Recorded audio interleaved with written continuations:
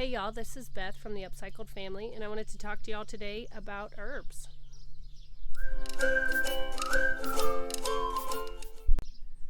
So I needed to get out to the greenhouse to do all kinds of weeding. Look at it in here, that's crazy. And I thought, why not talk about herbs and herbs on the homestead and which ones we use and which ones I find particularly helpful for homestead life. Homestead herbs. So right off the bat, I'm going to say one of my favorites and must-haves is yarrow. Look at that. Okay, yarrow, you guys, it is top-notch. It's one of the best plants. Nothing bothers it. Nothing tries to eat it. Nothing messes with it. But it is amazing. It's an amazing plant. It will stop blood. Like if you have a cut, a wound, something that's bleeding really quickly, it'll stop it before probably anything else you can find out there. It makes for great salves, balms. You can use it as a poultice, like straight on a wound, cuts, bruises, any kind of wound, injury. It's anti-inflammatory, it's antiseptic. It helps to heal your skin faster or heal anything really. It can be used in a tincture internally or a tea. You could make it into a tea and pour it over a wound to help stop bleeding too. It's just a really, really great plant to have around. And it's like zero work. Like you plant it one year and then like it's just going to keep coming back. Okay, y'all, next I want to talk about this stuff right here. This is called Drees Chamomile. See that? It is different than a lot of chamomile, and you can use it a lot the same. It's still got the soothing properties and the calming properties to it, but it is not so dainty. It's bushy. It like takes over stuff. Like you don't have to baby it. Like Roman chamomile, I don't know if that's just me, but that stuff has to be babied a lot, and you don't get very many flowers. This stuff is crazy. Look at that. That's one patch. Here's another one. It just flowers all summer long, non-stop. Chamomile can be put into tinctures. It can be put into teas. It can be put into other herbal stuff or salves. Can be used on babies. Can be used for children. And what I like the best about this stuff right here is because where I live, we have this horrible grass. Kansas, we're low on trees, but high on grass. And so if you work up a dirt area, you have this, I think it's crabgrass. I don't really know for sure, but it moves in and man, it moves like roots, and the roots will go for a really long way. So trying to choke back that grass is really difficult, but this stuff, it just overtakes everything and that grass doesn't have any chance to like get there. So if you have borders or somewhere where you want to fight off some sort of weeds, this stuff does great, and it brings in the pollinators. So it's both herbal, medicinal, and super helpful in the garden. Again, this one's called Drees Chamomile. Okay. The next is called, I think it's called Calendula, but I always call it Calendula, and that probably makes me sound redneck or something, but that's okay. Anyways, you can see there is all sorts of blooms.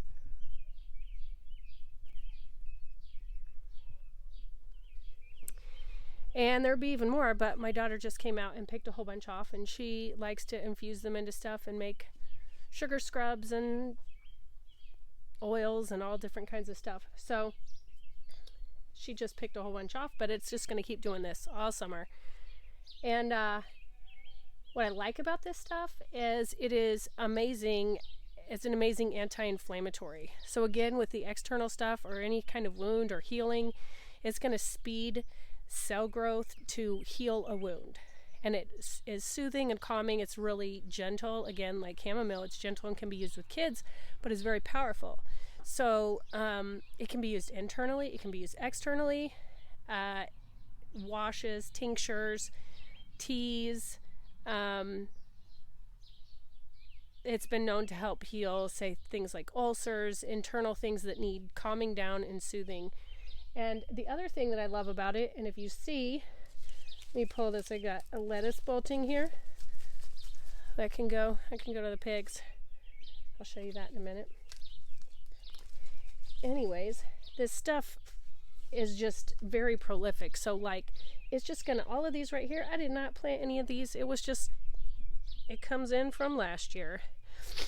So here you have Calendula, or Calendula rather.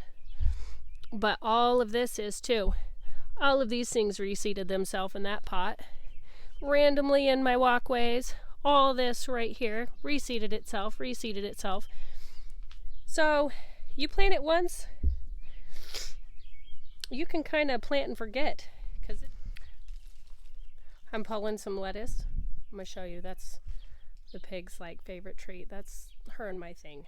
I feed her lettuce and she loves it.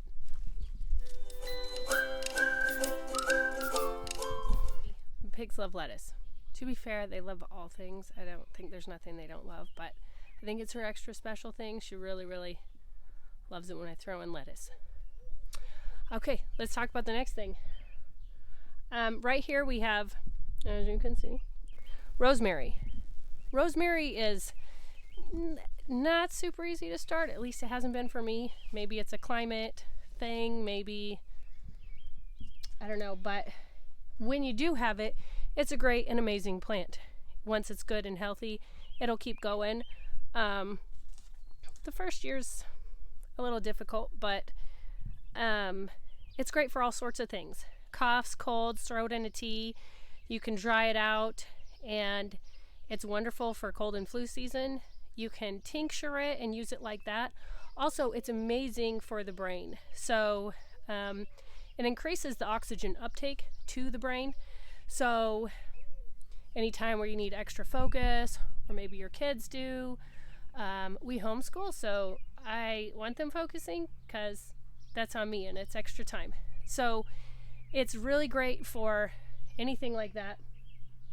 Also, if you cut a little stem, it's pretty easy to propagate. Just dip it in some rooting hormone, or honey works pretty good too, and put it in some soil, and pretty soon you'll have another plant. So that makes it really easy to keep it going. Okay, next thing y'all I'm going to talk about is thyme. It's one of my super favorites. It's really pretty in the spring when it's blooming. They're little dainty blooms. But this plant is an anti to everything you don't want. It's antibiotic, it's antiseptic, it's antimicrobial, all sorts of stuff. You can use it in so many ways to heal yourself, heal your family. I used it when a couple of my kids that were really little got hand, foot, and mouth from some family that we were around. And that family, they took like 3 and 4 weeks to get over it. And my kids were over it in like 2 days. They had a couple sores, a couple bad days, and then it was done. So thyme, way better than anything the doctor gave them. On top of that, it's really great in the garden because other bugs don't really want to be around it, especially like your caterpillar types like cabbage worms and things of that nature. It's really great to interplant in the garden. So if you have somewhere where you know you're going to be planting cabbage or anything in the cabbage family where you get those darn cabbage worms, this is the stuff you want to plant with it.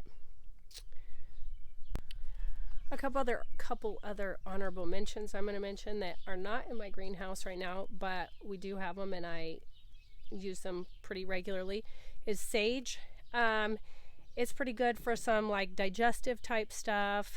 And of course it can be added to all sorts of food, so that just adds that in. But also it's a wonderful blooming plant and comes back every single year, like one plant, and you'll never need more than that for like your whole family forever. Sage is really a really strong producer, but it puts off some amazing purple flowers like right about now in the springtime. And that really brings in the bees. So if you have somewhere you want extra bees, put some sage there. And my other one that I like to mention is echinacea, another perennial herb. Really great for healing, looks beautiful in the garden, and comes back year after year. You can use all parts of the plant. You can use the flower, or the leaves, or the roots. to make tinctures or healing things through the winter time, dry it out and put it in a tea. That's the like simplest way to do anything. You don't have to be super herbalist to understand. Just dry the plant, put it in a tea for whatever it's going to cure, and it just works. So you don't have to overthink it then. All right, so that's everything that I have for my favorite herbs around the homestead and what we use and what I love. And I have a lot more reading to do.